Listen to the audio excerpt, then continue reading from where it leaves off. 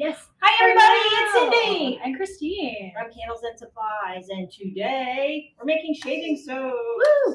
So kind of continuing from last week with our Father's Day type of themed for shaving soap. Well, I mean, shaving soap could be good for us too. It's So, true. Yeah. I mean, for shaving legs and other things too. So what is shaving soap? So shaving soap is a very, very high lather soap. It gives like very high lather, creamy soap. It's got a little bit of slip. The whole idea of shaving soap is when you're using it, when you apply it, it applies nice slip for the razor so that you don't get razor burns. So it prevents razor burns and stuff like that. So it's packed with all kinds of goodies in here, but mainly. Sorry, this is off topic, kind of. What would be the difference between like shaving soap versus shaving cream? That's an excellent question. So shaving cream is like a foaming. We could do a foaming shaving soap too. That could be another whole thing. That would be fun. But yeah, so this shaving cream would be like in an aerosol container or a foamer or something like that. It's like a foam. So it's the same thing. So it's already making the lather when you squirt it out. Consistency type of thing, or pretty much. Butter. So in a shaving soap, it's usually packaged in a jar or something like that. You apply it with one of those fancy shaving brushes, which gives you, once you put a little water on it and apply that to the soap and get like a lather, that would be the same consistency of shaving cream. You can also use a little sponge. I don't have one of those fancy brushes, so I like little sea sponges. Sponge is cute. Yeah. It is. Sponges are very cute too, and it exfoliates. So you just apply it with something so that you get that lather. So a shaving cream would essentially. Less lather though with the cream now. Yeah. It's already bubbly, so it's already foamy and bubbly. But that would be a fun thing to do though, like a natural shaving cream, no aerosols, no anything. Right. So to be continued on this. So anyway. So that's what a shaving soap is. It has a super creamy lather, so it makes your skin feel really good and stuff like that. And typically applied with a brush or something. It's usually a little softer too. It's not a real hard bar soap. I've seen both. I've seen both as far as a hard bar, this and that. But I kind of feel like, in your shower or wherever you shave or something like that, it's a little more convenient to have it in a plastic jar or something. When you're packaging it, make sure I always put it in plastic because it's in the bathroom. So. Yeah, you could do glass, but you never know if people are. I'm kind of clumsy, so I wouldn't do glass for myself or anybody in my household. But the main challenge with this, so if you trying to make your own shaving soap, there's tons of recipes out there and stuff. Most of them are like cold process or hot process or a combination of both, and they use both sodium hydroxide, potassium hydroxide, high foaming oils. There's a lot to it. Yeah. We're simplifying it, right? Make it at home. It's nice and easy. All you need is a few things. So. You need, a measuring cup. You need a little scale to weigh things out. You need a microwave, a stirring spoon, which is we're just using a plastic spoon for our stirring spoon, and then a soap cutter or knife to cut your soap up. So this is a very simplified version of a shaving soap. If anybody wants a more complicated one, we'd be happy to do that too. May not happen in a half hour though. So with all that going on. But the challenge with this is we want it to be super, super high lathering, right? So typically melt and pour soaps, the ones that are creamy and stuff like that, may not have, that would be the buttermilks, buttermilks, that type of thing. They're very creamy. Hydrating and nice. Yes. But they typically don't have that big fluffy lather that we're working for, right? So my brilliant idea is you take, Stevenson makes a soap called Natural HF. And what that stands for, the HF stands for high foaming. That's what we want, right? We want the foam. So we're going to use both of them. We're going to use a regular melt and pour base, and you can really choose anything you want. I chose the baby buttermilk just because I wanted it to be like nice and creamy and also moisturizing. Like it should be good for your skin and prevent razor burns and stuff like that. I wanted the full complete package, right? But the fun thing I kind of want to show you, we have this bowl of water here. You don't really need a bowl of water. This is just for demonstration purposes. We both have a little sliver of soap. I have the high foaming and Christine has the baby buttermilk. And what we're going to do is just get this into a lather, and we're going to show you the difference between the lather on the high foaming and the baby buttermilk. So if they both lather, but the high foaming is just crazy. We'll be able to see it with gloves. Yeah. We'll try it out. So we're just going to get it a little wet. Nice and warm. Yeah. Ooh, jumps around. Slippery too. It is slippery when you have gloves on. Yeah.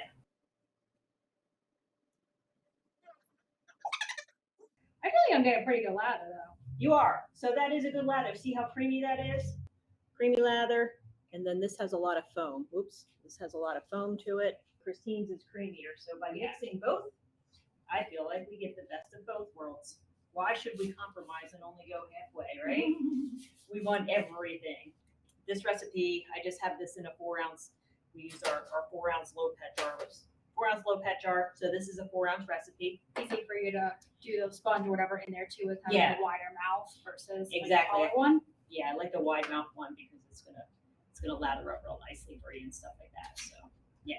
So this is a 4-ounce recipe. If you want to make more and make it in bulk, you're welcome to, multiply this out. It multiplies out really, really nicely and stuff, and it's super, super easy to make. So first thing we need, if anybody's ever worked with the natural HF soap, it doesn't melt quite as easy as like the baby buttermilk. So all the different melt and pours kind of melt at their own rate. So I tried mixing them. I just put all 4 ounces. We're using 4 ounces of soap total. So I put all 4 ounces in the measuring cup and melted them. But I found that my baby buttermilk melted way faster. My natural HF was kind of struggling. So what I did on my try number 2, I put the natural HF in first because it's kind of thick and kind of suspending. So Christine's going to get 4 ounces of this. And we'll start 2 ounces, this. right? Yeah, 2 ounces. 4 ounces of the milk Right. course total. So the recipe, and we will post this in our comments and stuff like that too. We use 2 ounces of baby buttermilk melt and pour soap. We use 2 ounces of the natural HF, and then I add a teaspoon of glycerin, just for a little bit of a humectant to get it to be a little bit not as solid as a typical melt and pour. And then we put a teaspoon of hydrosol in there too. And I chose rosemary. You can really choose whatever you want. I like rosemary because it's very stimulating to the skin and stuff. So There we go. all right, so she's gonna microwave that. So when you're melting melt and pour soaps, you want to do it about 30-second intervals at 50% power. You never want to get your melt and pours too hot because they can.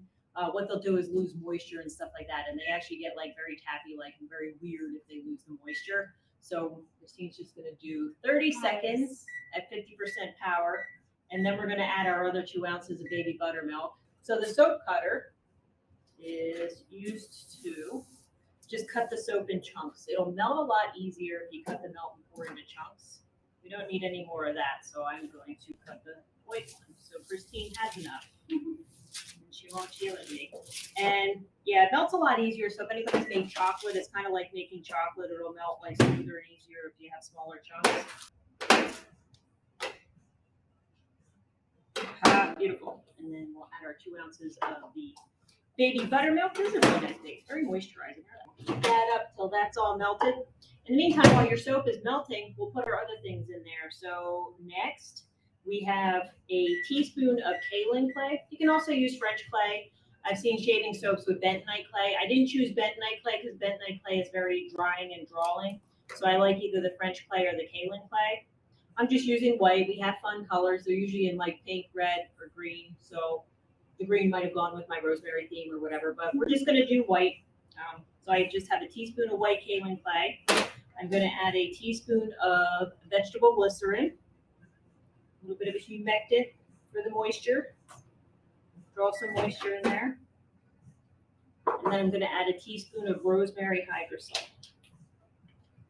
And I'm going to disperse the clay. I put this in the clay so that the clay disperses. If you put just clay in melt and pour soap, melted melt and pour soap, it'll clump up and get like, very clumpy in there.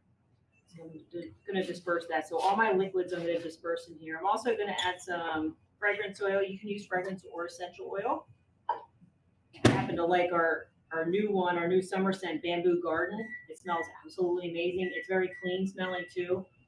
Kind of woodsy and earthy, so good for dads.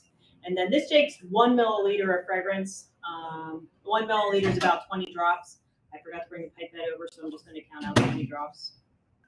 Okay. And then I'll mix all that in. Christine's got the melted soap. Yep. So we're going to put our additives in here. So what the kaolin clay does, it just gives the soap a little bit of slip. It also is very soothing to your skin. So again, remember we're trying to prevent razor burns, razor bumps, all that kind of stuff. So the kaolin just adds a little bit of slip to it so the razor glides easier. It also helps your skin. So we got You can just stir that in there. Sounds good. Yeah. Just mix it all together. I keep stirring it just until it's a little bit thicker before I pour it into the jar so that the clay doesn't go to the bottom. So if your melt and pour ends up coming out of the microwave pretty thick or pretty thin, just keep stirring it. It'll thicken up. Sometimes it thickens up too fast before you're even ready for it. But just keep stirring it until it's a little bit thicker, and then you can pour it in there. And these are ready to use right away too. There's no cure time on these because it's melt and pour. You can use it like you're all set up and have everything in front of you. This literally takes like 10, 15 minutes to do. So it's a nice last minute kind of thing. Or if you run out of shaving soap, just make some up real quick. No, I was just thinking with Father's Day and everything too. I mean, it's such an easy thing to do. You could do like a little like gift set, do like a beard balm, and do like shaving soap, and maybe like a cologne, something else that's kind of easy, or a candle or whatever. Yeah, But an like, aftershave spritz. oh yeah. How are we doing here? It looks good. It's thickening up. So I like the consistency. So I didn't do any color. If you wanted to do color, typically shaving soaps are white. So I didn't add. You could add some fun colors if you want to, but I don't feel like it needs it. I think if you were creating a men's skincare line though, and you had multiple different fragrances, That's true. Yeah, if you do different fragrances, I'd I'd probably want to add a little, just a hint of color, just so you can tell the different ones. You know, it sets it apart on the shelf, gives it like smells shelf so look. good. It does smell good. And that bamboo garden is excellent. So I feel like we're pretty. yeah. Pretty So thick. see how that's a bit thicker? Yeah, your clay's not going to sink out of that now. So you can pour it into the jar. And then I'm impatient. I usually put them right in the refrigerator to help them cool down quicker. So you still want to wait about 24 hours before you cap it and stuff. So just so that any heat won't create moisture underneath the cap. That's about it. That's how easy that is. So super, super easy. Nice, easy recipe. And it's really nice too. It's really, really, really a nice soap. So All right. all right. That's all we was got it. for you today. Nice and easy. Yeah, it was make, so easy. make this soap. It's really nice. So use it, give it away, whatever. It's a really, really, really kind of nice soap to have. Anyway, all right. Well, thanks for watching. Thanks for joining us. Bye, everybody.